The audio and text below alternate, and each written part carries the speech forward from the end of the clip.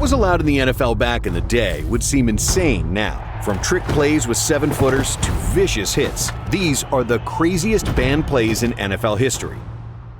This play used to be commonplace in the NFL until December 20th, 2004, when the Roy Williams rule was put into effect, banning horse collar tackles. He injured 4 players with this type of tackle in 2004 alone. But it was this specific hit by Williams that not only caused a stir on the field, but left Terrell Owens in terrible shape. It sidelined T.O. for the final 2 games of the regular season and the first 2 of the playoffs because Owens broke his leg and tore ligaments in his ankle during the play. And while Williams may have been the most infamous player to use this technique, it was being utilized long before him, like in 1987, during plays like this with Joey Browner yanking Gerald Wilhite to the ground. The horse collar tackle has now been defined as grabbing the inside collar of the back or side of the shoulder pads or jersey, or grabbing the jersey at the nameplate or above and pulling the runner toward the ground. In 2005, it became officially banned.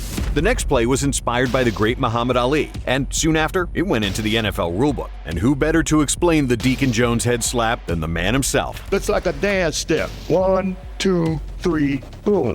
You see? And you do all that in one motion, and there will be no more locks. Jones would punch or slap offensive linemen in the head to disorient them so he could easily blow by them for a sack. That may seem crazy today, but during the 60s and early 70s, this was completely legal. When Jones retired in 1974, this move was reevaluated, and just 3 years later, in 1977, it became illegal. I mean, just imagine getting smacked in the head every single play by a 6'5", 272-pound monster. He left players like right tackle Kaz Banachek with ice bags on his head, and left permanent damage on Joe DeLamielleure and Gene Hickerson. But in the words of Jones himself, it was the greatest thing I ever did, and when I left, they outlawed it. Now, this next play you've seen done by tons of players. Jumping the line. The name explains it all, but who was the real reason it got banned? Well, if you watch the Steelers in the 2000s and 2010s, you know, no one did it like Troy Polamalu. He would time the snap count to perfectly leap over the O-line and stop the opposing team in their backfield. He popularized it, and the move started to get used more commonly to block field goals. But in 2017, it was banned because it was said to be dangerous for everyone involved. But what's even more dangerous is when coaches are able to find loopholes in league rules. And Bill Belichick took pride in outsmarting the system time and time again. On October 21st, 2019, the Patriots were demolishing the New York Jets, and Belichick wanted to expedite the victory in a not-so-traditional way. New England was up 33-0 with over 10.5 minutes left in the fourth quarter, so Bill got tricky. According to the NFL rulebook, if a team has back-to-back delay of game penalties on the same down, it's considered unsportsmanlike conduct, leading to not only the clock stopping, but also a 15-yard penalty. But this isn't what Bill Belichick did. New England did start with a delay of game penalty, but followed it up with an intentional false start penalty, rather than another delay of game, leading to a full 90 seconds of time shaved off the clock, and the clock continued to run. But on May 28, 2020, this was put to a stop when the league updated the rulebook to say teams cannot manipulate the game clock by committing multiple dead ball fouls while the clock is running, marking an end to this Belichick trickery.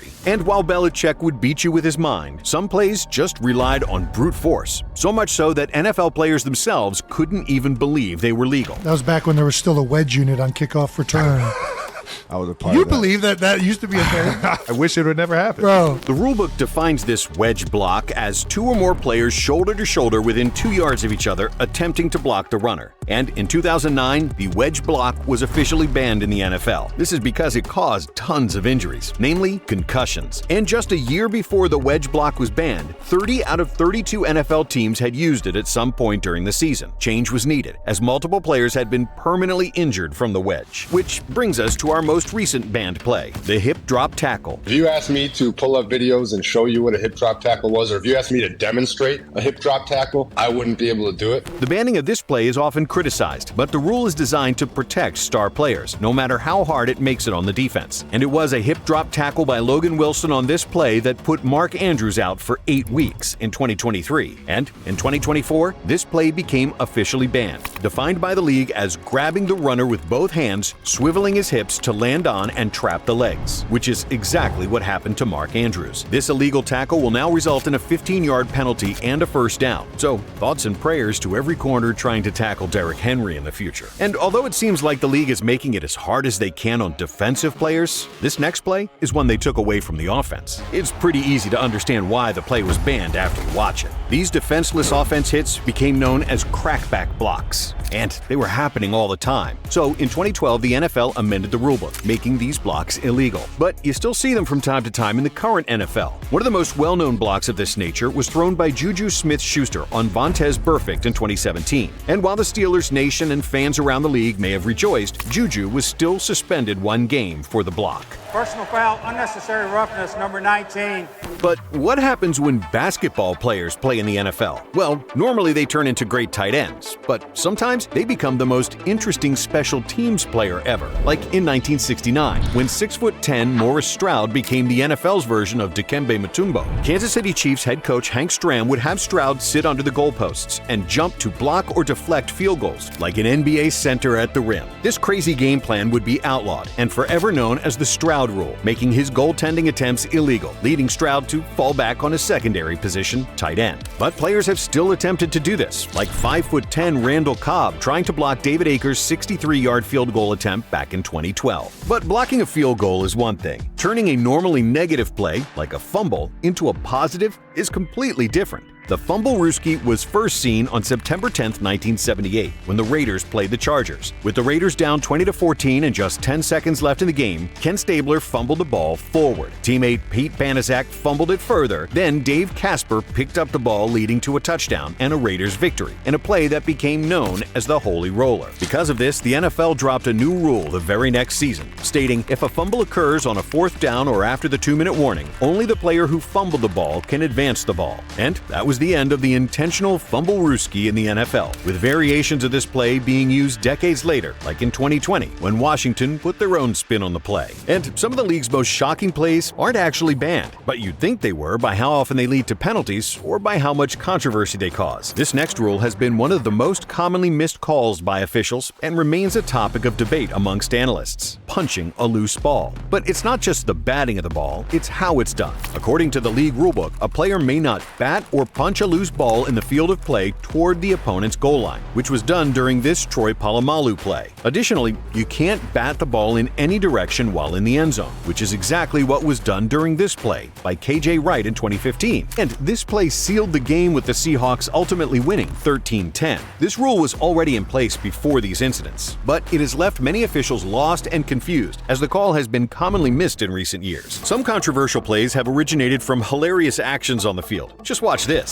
Nobody has even come close to Cook, who goes to the back of the end zone as time expires. Now, you may be wondering why nobody rushed the punter on this play. As we look back, every single lineman is intentionally holding to run down the clock. In an effort to drain the time, Baltimore held their opposing players to close out the final 11 seconds of their victory over Cincinnati. This ridiculous holding play was 100% legal. Now, games cannot end on defensive penalties, but they can end on offensive penalties. This is where there's a gray area, because according to the league, this could have been considered a palpably unfair act, but only if it had happened twice in a row, not once, as it did on this play. With the palpably unfair act, the clock would have reset to the same time as before the play started. So technically, this is still legal if you only do it once. And the Ravens have been notorious for this, most famously doing it in Super Bowl 47, shaving off 8 seconds to keep the 49ers offense off the field for a final play. But sometimes the NFL rulebook just hasn't caught up to how creative and skilled the players are. Ever since Michael Vick pulled off this move against the Panthers in 2004, arguments have occurred, because he was called down for this fake slide to spin, while others were not, like when Kenny Pickett pulled it off in the 2021 ACC Championship game. This fake slide completely froze the defense, and opposing head coach Dave Clawson explained it best. Never ever seen that before. You just train your players. As soon as a quarterback starts sliding, you stop, because you touch him and it's going to be a penalty. Pickett found the loophole to this rule, not only leading Pitt to the ACC title, but forever altering the football rulebook. Less than a week after, the NCAA declared any time a ball carrier begins, simulates,